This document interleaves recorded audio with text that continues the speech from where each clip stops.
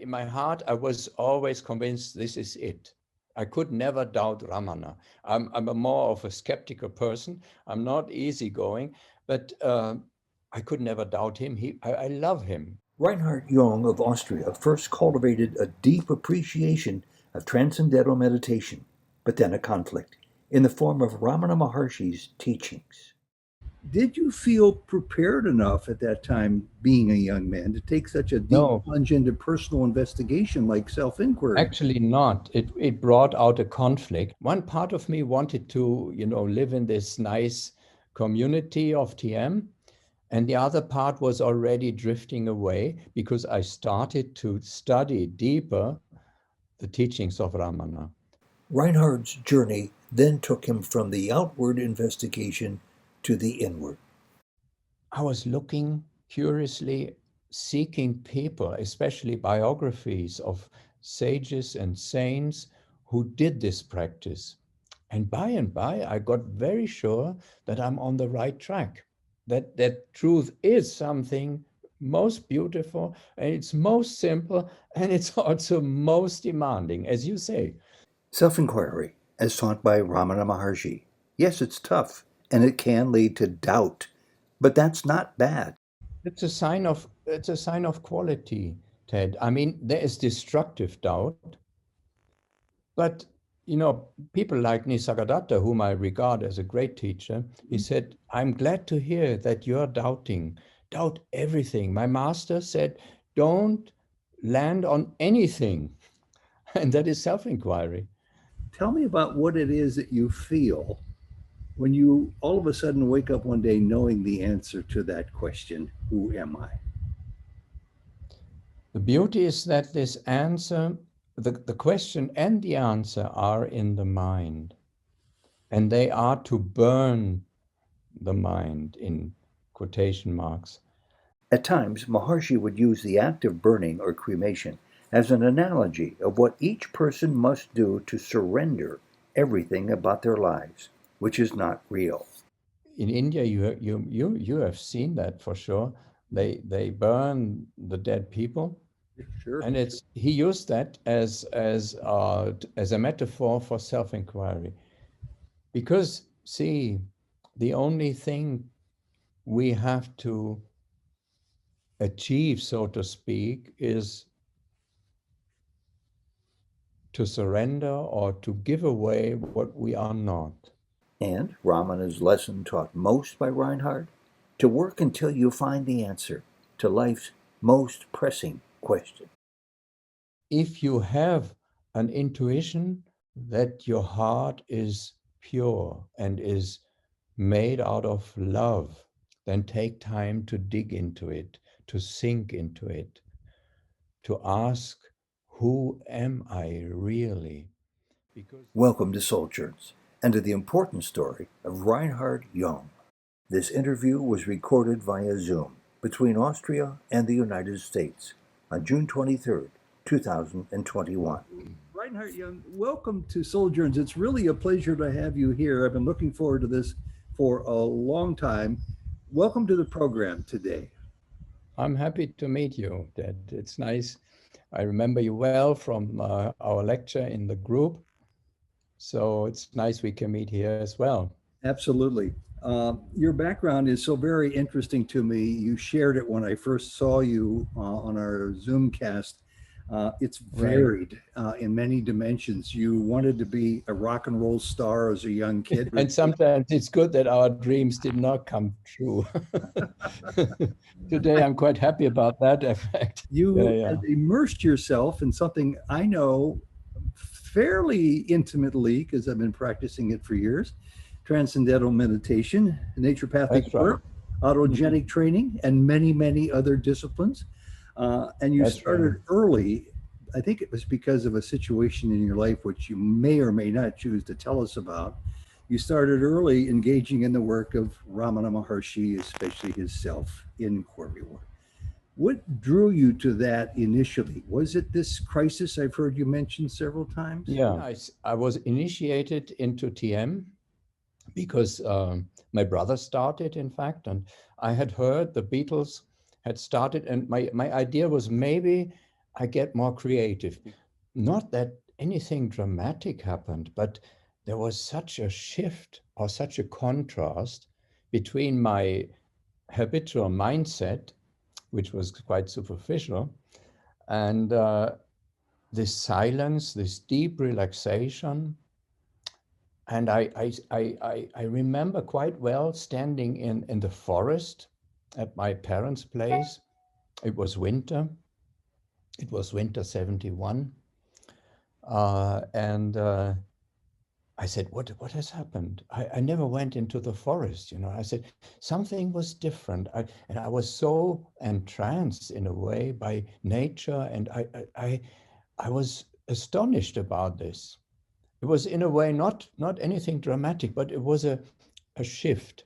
Mhm. And when I came back to Munich, where I had to work, so I had started in some graphic institution, and suddenly the whole contrast of my dream and I would say much more reality, that was very much depressing. Suddenly I noticed I was living in a bubble of nice ideas. So anyway, I got into a really deep, um, yeah, somehow I was completely blocked. Well, I And understand that. Yeah. and then something interesting happened, and I see this as a guidance today. I had a girlfriend in northern Germany. This was in Munich, in southern Germany. So she was selling books as as her profession, um, and she sent me a wonderful German book. In fact, it was printed in Switzerland, about the teachings of Ramana. That's how you And found out. yeah, and that was something like a ray of light entered this darkness of myself. I couldn't grasp it. I couldn't understand the teachings then, but there was something so pure, especially the photo and the whole vibration of that thing touched me deeply. And although I could not directly access the teachings but this was a spark in my heart, and it was deep. And I mean, words are always poor to really tell the deep emotions. I mean, a young guy who is crashing in his ideals. It was not that Advaita message that reached me then, but it was more that I got quiet inside, and suddenly I got floored. I just hit the ground, and it was, there was a nice girl in my school, and I liked her also, but I could not relate. I was really depressed and out of sorts somehow. So anyway, I could go back to my parents. My father was a doctor and a psychologist, and he was very welcoming. He said, "Come home. It's okay." There is a study in Germany on an old school of naturopathy. Many of these nature cures, they come from our country and Kneipp and all these people. So there is a good school in Germany, and it was in Munich, and I later on went there. So I was, for 40 years, I was working in that profession, and it was a very free way of working. It's a private practice, and I could do my, later on, I was trained as a TM teacher. So from the very beginning, I started to teach meditation. I left TM then later on. I was touched by this Ramana, and I knew this is truth. And the TM was very missionary, Mhm. and I liked the practice. I had the great fortune to meditate 6 months in seclusion. Can you remember, Yeah. as a That's young guy? yeah. And I came out differently. I was somehow deeply convinced of the value of silence. Later on, this came, what you indicated, this understanding of Advaita, and but there was a step ahead. This shift for you happened when you were a young man, a late teenager, at the age of 18 or so, when you found Ramana's teachings. Did you feel prepared enough at that time, being a young man, to take such a deep No, plunge into personal investigation like self-inquiry? actually not. It brought out a conflict. As I said, I was meditating to train for a teacher, for a TM teacher. I Mhm. left school and I went there to Switzerland where the Maharishi was living, and it was a wonderful place. It was like paradise. People were smiling at each other, and it was such a harmonious general feeling, and lots of Americans and Australians and English people and German, French, all, it was such a beauty to come there, such an open way of living. I was training as a cook, starting dishwashing. You could work 2 days, 2 half days work was one day as for the course. So there was a program. It's sort of So I like, was working for 6 months there, and later on, when I was in this, after this 6 months, uh, and I became a teacher. Actually, I was initiated by Maharishi personally. Then that was one of the last courses, and I tell you, there was a real Shakti part. Shakti means energy. And I mean, later on, I saw that Maharishi also had some egotistic remnants. But what I can say is, when I was initiated as a teacher, my heart was glowing, and there was an energy given. It was very definite. So I was very grateful for that. But then came the next step. The next step was, I did not really, one part of me wanted to, live in this nice community of TM. And the other part was already drifting away because I started to study deeper the teachings of Ramana. Because in my heart, I was always convinced this is it. I could never doubt Ramana. I'm a more of a skeptical person. I'm not easygoing, but I could never doubt him. I love him, and that is something not out of me. You know what I mean. So anyway, a conflict started because TM is a Raja Yoga, and they want to train cities later on, and fulfill your desires and all that nonsense. Uh, and Ramana was very, very pure and clear cut. So a conflict was starting. And then I learned that a German yogi, very advanced person, was living in Tiruvannamalai for 16 years already. And he was my second teacher. I left the TM, and it was not so easy as I say now. It was difficult because a part of me wanted to, love this shelter of a nice community. But I had to go because it really did not suit my inner belief, which was always Ramana. And then I started to deeper and deeper go into the teachings, and of course started self-inquiry. Although even the second teacher was more of a bhakta, he was not so interested in self-inquiry, on the sideways a little. I had to work for myself. And it was a long road, but my basic idea, this I was already telling, in my heart, I was sure that truth is a commonality. It does not belong to anyone, neither India nor any part of the world or any tradition. Any spoken word, any spoken teaching is already moving away of this. What I felt is the commonality is a scientific reality like electricity. I was very sure of that. So I was beginning because I wanted to get into this self-inquiry thing, which fascinated me. I'd like to pick up real quickly and then get into the Buddhism part because I'm curious Yeah, about yeah. that too. But you mentioned something key a minute ago when you said I had to work at that. And Oh, that's the yeah. very thing I believe that attracts me to self inquiry. I especially like self-inquiry, Reinhard, because it asks something of you. In fact, it actually demands something of you.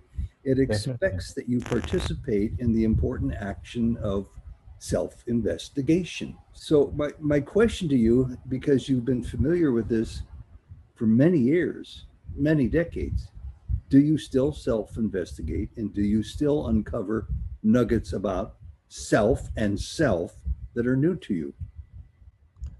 It's something most lively.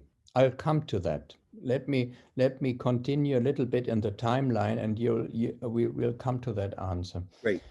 It was not as easy as I can say now, because there were many doubts, and I was sure in my heart, but I wanted to make it practical.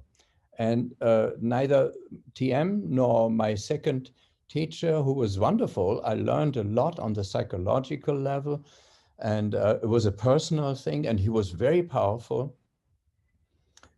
He could go into samadhi, nirvikalpa samadhi, and sit there for hours. They couldn't wake him up. He was also a doctor, and there was an accident in the road, and they couldn't wake him up. And then they noticed that he was also a saint.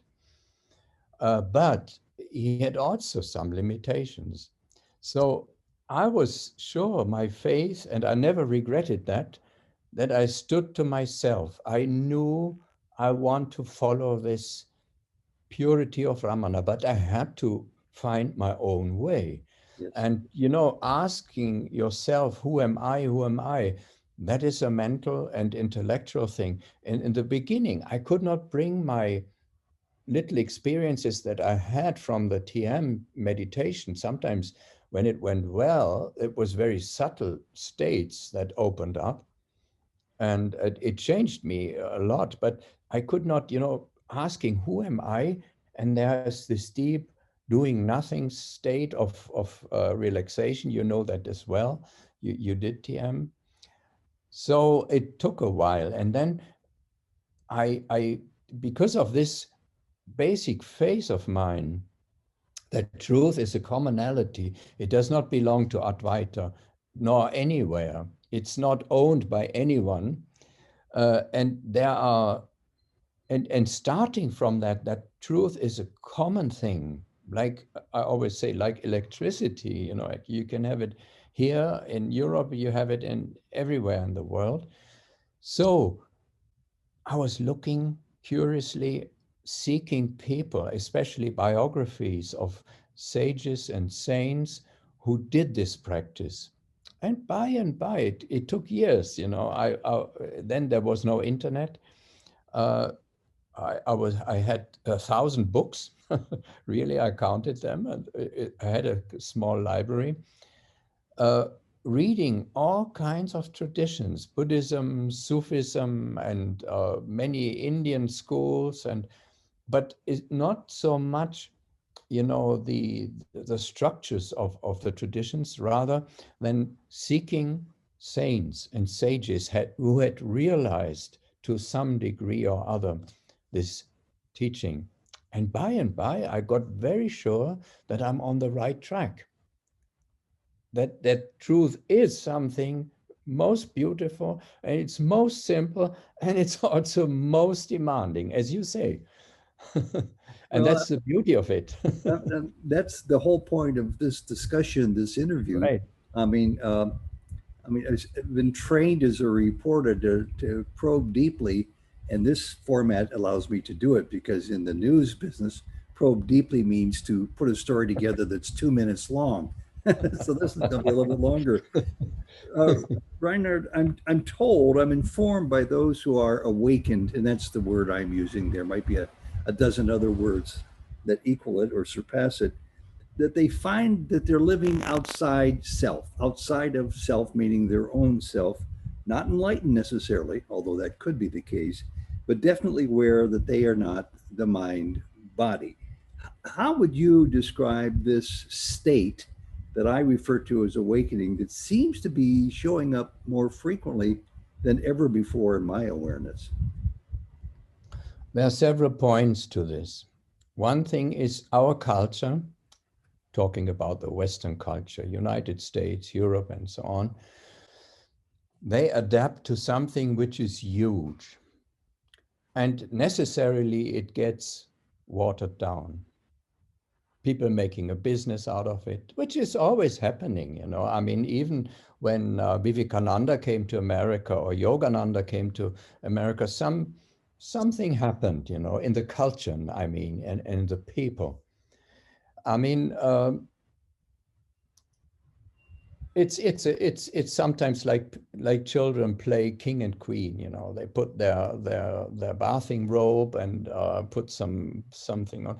I mean, most of the there are a few good teachers, but for a while I was really digging into this because as I said, I'm more of a skeptical person, and I can tell you, Ramana is something that is a quote of my teacher. He said, a teacher like Ramana or a saint or sage like Ramana, even in India, comes once in 1,000 years. And about the question of awakening, Reinhard is a little shy. True self-realization. I mean, it's always necessary to define the words. I mean, awakening. I was also awakening this morning.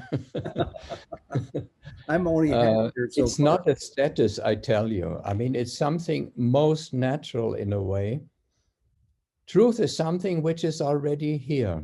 Yeah. It's the very beingness of this moment. And most people, or many people, forget the other side and our personality. Mm-hmm. So beingness, see Eckhart Tolle or Muji, all these people, they talk about beingness, and that's something precious, no doubt about it. But there's one beautiful sentence of Christ I love to quote. He said, by their fruits you shall know them. I mean, we can, it's more or less an understanding that beingness is absolute. But to really live there, it needs a lot of practice. Yeah. It's a paradox, you know. It's the most simple thing and the most another shift. Demanding thing. So demanding at times that it can lead to doubt. Our teacher for Jody and me, we've made countless trips to India to see Sri Satya Sai Baba. He would invite me in for an interview or a discussion. He would say, "Doubting Thomas," and that embarrassed me, and yet I couldn't deny that it was true. Maybe it's because of my profession. Maybe it's because of the Catholic faith that I was raised in. I'm not quite sure where that came from. It's a sign of quality, Ted. I mean, there is destructive doubt, but people like Nisargadatta, whom I regard as a great teacher, he said, "I'm glad to hear that you're doubting. Doubt everything." My master said, "Don't land on anything," and that is self-inquiry. I mean, today I had a quote by Madame Guyon. She was a teacher of Therese of Avila and other great mystics. And she said, God, this is a different language, but in fact, she said, I had to give away everything. Yeah. And if you remember this little practice I was suggesting, it's a kind of giving away of levels. You remember the steps? Oh, I do. Looking into the space, engaging your attention in a holistic way, and then following this thread inside your body. And then, if it's as much as is possible, see that even thoughts are objects. Strictly speaking, we can perceive only objects. And that what we are, the ultimate subject, is not objective.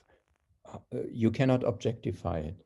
Those questions have always been on my mind in a manner of speaking, not just as you described it, but the disconnect in my life was I went through almost the entirety of 6 decades asking, who am I? Not knowing anything about Ramana Maharshi or self-inquiry.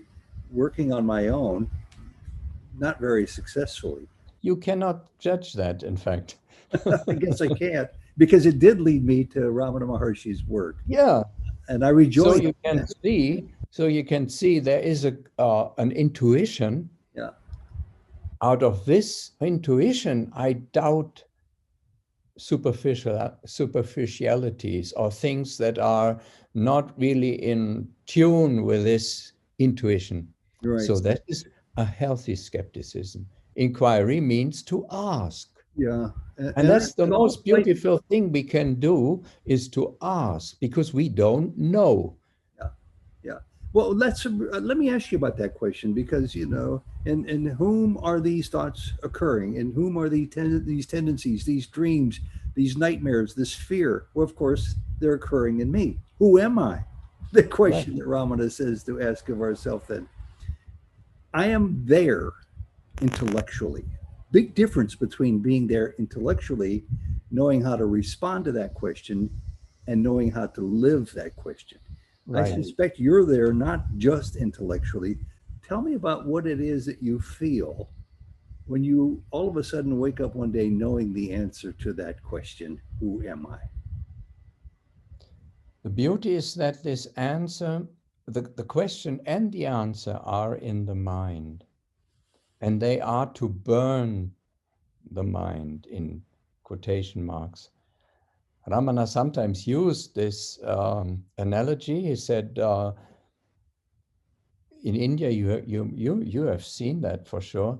They burn the dead people, Sure. and he used that as a metaphor for self-inquiry. Because, see, the only thing we have to achieve, so to speak, is to surrender or to give away what we are not.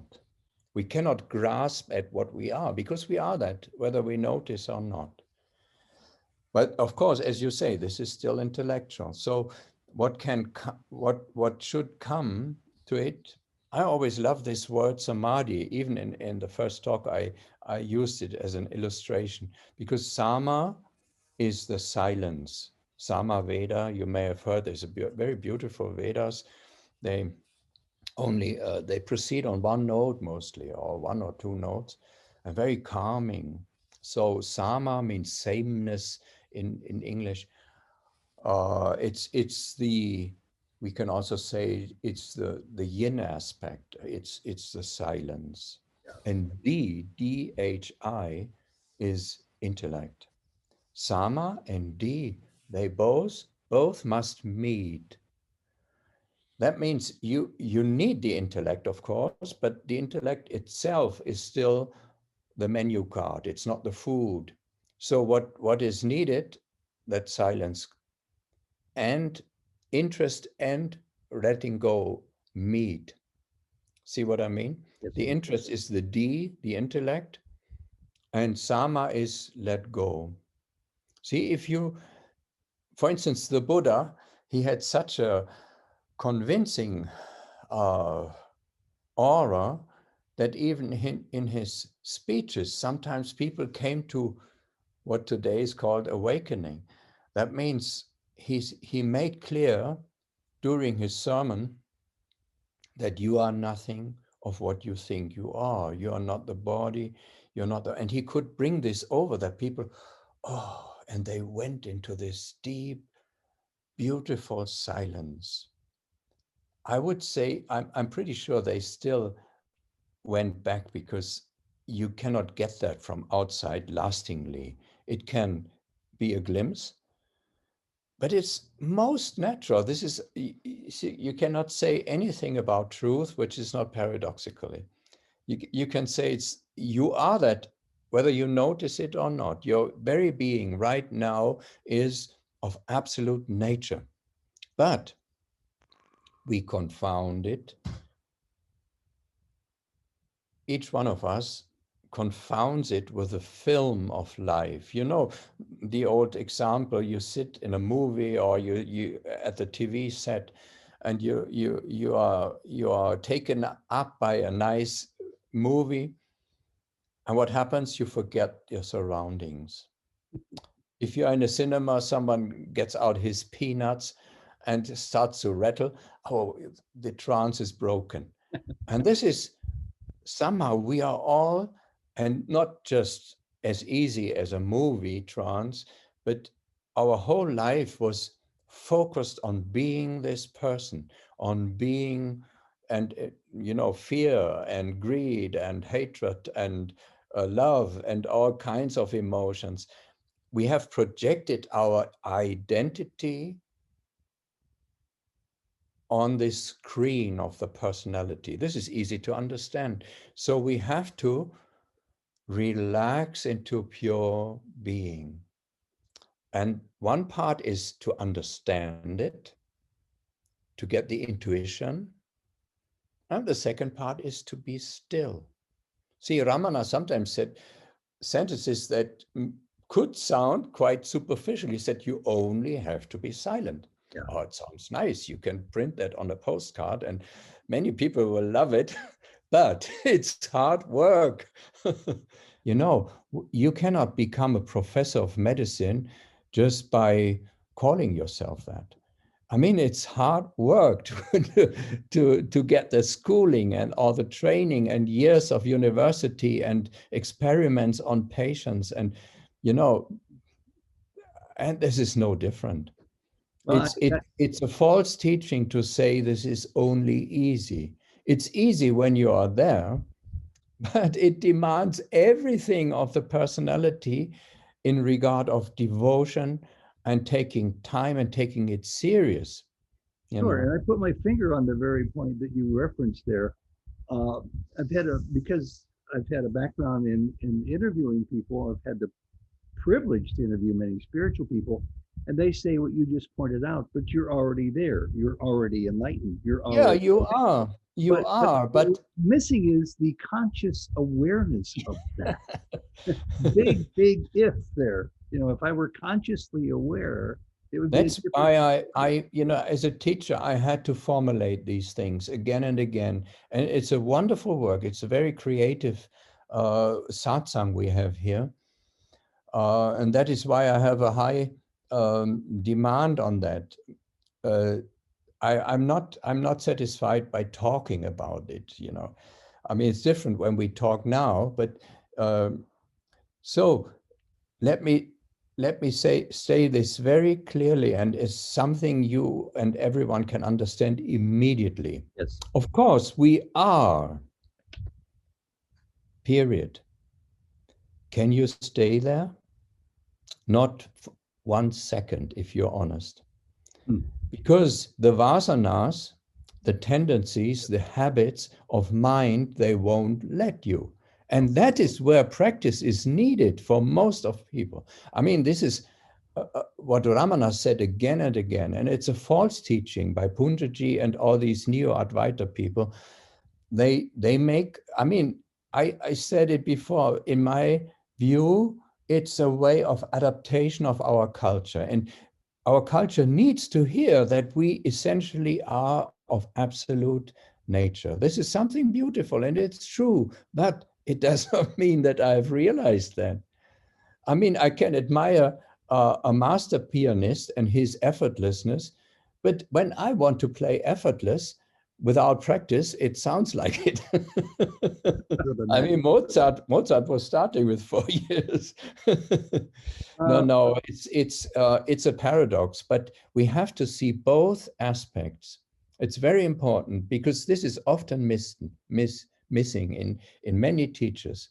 I'm not talking against teachers now. I'm just making this point clear. Only what we live moment by moment by moment is realized, having become reality in me. Otherwise, it's philosophy.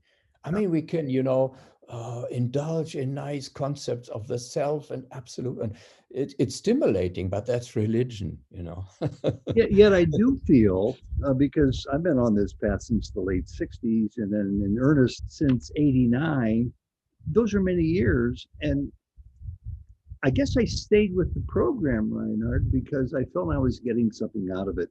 I call them little nuggets along the way, or maybe little Right. breadcrumbs as birds Right. on their way to wherever they're going, or they're in a trail somewhere finding their way. So I have faith that that's going to continue. I have faith that more experiences will And come. that's beautiful, Ted. It's the higher power leading you, and you can trust that. It's fine, it's a part of it, but it's a very important point. I mean, God is bringing us to Him if you want to Mhm. personalize this. And I know you're not speaking dualistically that God's out No, there, I'm no. here. I mean, God is beyond duality, and Advaita, even Advaita is a mental concept. I can't think of any place else on earth I would like to be than where I am right now. It's still, Wonderful. I'm still surrounded by the daily, the vasanas, as you say, and We all are, they Ted. We pull and all are. push you in different directions all the time. The thoughts come careening through my consciousness, and yet the time that I spend, thanks to Zoom now, thanks to interviews, thanks to watching other people start up Ramana groups that I like to just sit and listen to and participate in if I can, it's just opening up a greater dimension of life. And I know I'm your senior by I think 5 years or so, and I'm sorry it's taken so long for this to happen so late into my life. But on the other hand, I'm more grateful than I'm sorry, and I wish I could Time is share this with people. time is so irrelevant in this matter, you know. It is, isn't It's it? not the quantity, but the quality. One moment of love for truth is already complete, seen from a certain angle. It's not that I can, put it on my breast and show off. Not in that way. But I can tell you, I had some very deep experiences. I'm not talking much about that because I never feel it's my merit. It's something given. It gives you trust, and trust and faith in this in sense is the same for me. Is the most precious thing. It's the divine leading us. And then there is no status. We forget about the status of I am awakened. Are you not? And Well, all the rest of it, it's nonsense. you It's talk about business. these experiences, and I respect. There's some reason probably why you don't speak more clearly about them, but it forms a question on my mind that I'm curious about because I see what I think is an example of more and more people in this world becoming awakened. Let's just use that word again. That's But I'm right. not quite sure if it's just because I'm pointing my own understanding in those directions and I see Both. what's been I would happening say forever, both. or if it's really happening that way. Both ways, I would say. I And mean, the internet is a beautiful thing. We have a world library, and you can choose quality if you care to choose. You could also choose all nonsense, as we know. But I mean, it's a wonderful thing. So people, if they want to, they can get in contact. But then they must shut down and close their eyes. And then it's different. Yes, many people just want to talk about and emotionalize. Even in this Zoom group, I don't want to talk negatively about this now. But for me, this is unsatisfying, talking about and emotionalizing about Ramana. I love him deeply, but he was the first one who was so humble. And he said, do it. Ask yourself. He even, I tell you one example, it's a beautiful thing. He said it several times. I mean, they would sit in the old hall. This is actually one of my favorite places of meditation in Tiruvannamalai, the old hall where his sofa is standing. yes, It's a miraculous place. And when you sit there, you feel embraced in love. I can send you a little article I please. was writing when I came back after a year, and my heart was it's emotional, but it's beautiful. We go to Arunachala or to Ramana in order to find out that it's all inside. I can only tell you when I sit there, I love to sit at the very feet where his feet were. There's a little wooden barrier, That's my favorite place. And I tell you, especially when I sit there for 2-3 hours when I'm in India. And the first hour is like an embrace. It's such a warm and you have to experience that. It's something you could also experience when you look for a longer time at his photo. It's something, see, all the religions, the Christian, they pray to the saints. Why? Because it's an energy field. Yeah, yeah. There is something there. But let me come to my original point why I was entering this thing about Ramana. People would sit in this old hall and look at him and stare at him. At night, they would meditate, and there was mostly silence. Then sometimes when someone was mature enough, Ramana would say, don't look at me because you somehow betray your own oneness. I can't quote verbatim right now, but this is the basic idea. See the beauty of it. He was the last person who wanted to be adored like that. Of course, people did, and he went with it because he couldn't help it. But to the mature ones, he said, look within. What I am is not this body here. And in order to realize you can focus on my body for ages. Actually, there's a quote, a Buddha saying the same to his cousin Ananda.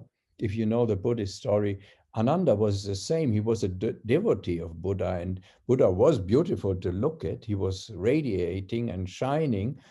And at one point, Buddha said to Ananda, Ananda, you can look at me for ages. It won't help you. Close your eyes. Go within. I am inside. Our hour has gone by very, very quickly, and I want to give the last several minutes to you, Reinhard. What is it that you'd like to convey to those? And think of who your audience is right now. What message is the most important message or appropriate message? We said it already in a way, but if I summarize, take time and be quiet. Meet yourself, meet your restlessness. Don't stay on the level of entertainment, which is religion. Religion is how I define religion, which is fine in its own place. Everything is okay. You define it as entertainment? Yeah, it's a form of entertainment because it's buying into emotions, like smell and nice candles and like nice words and all the rest of it. But it does not transform you. If you have an intuition that your heart is pure and is made out of love, I just phrase it this way now, then take time to dig into it, to sink into it, to ask, who am I really? Because entertainment, there's a beautiful saying in Japan that is putting it on the spot. He said, what comes from outside is not the treasure of the home. What comes from outside is never the treasure of our home. Isn't that beautiful? I mean, we need inspiration. I'm doing, since 10 years, I'm doing a big Facebook page, Ramana Maharshi, and also a Zen page. And I love these quotes, but just to indulge in consuming, and this is the limit of the internet and all this, it's remaining on consuming. Yeah. And this does not open your heart. Emotions are fleeting. If you want self-realization, give yourself the chance to become quiet. Sit even 15 minutes, like TM was, Maharishi was very practical. He said, sitting 20 minutes morning and evening, and do that, whether you like it or not, as good as you can. That is something solid. And if people do that, they have some results. Everything is in us, and we need some nurturing, some inspiration from outside, but that's never sufficient. Trust your own being. Take time for that. Acquaint yourself with yourself. That's very, very necessary if you're really serious about it. If you want some nice emotions, you can stay on that floor forever or for a long time, but it won't change you at all. It's just a consuming. Reinhard Jung, thank you very much. I've enjoyed it. I'm sure our viewers will enjoy it too, and hope to do this again one day with your blessing. Thank you very You're much. most welcome, my friend. Thank you, Reinhard. Thank you. Na, Chelam.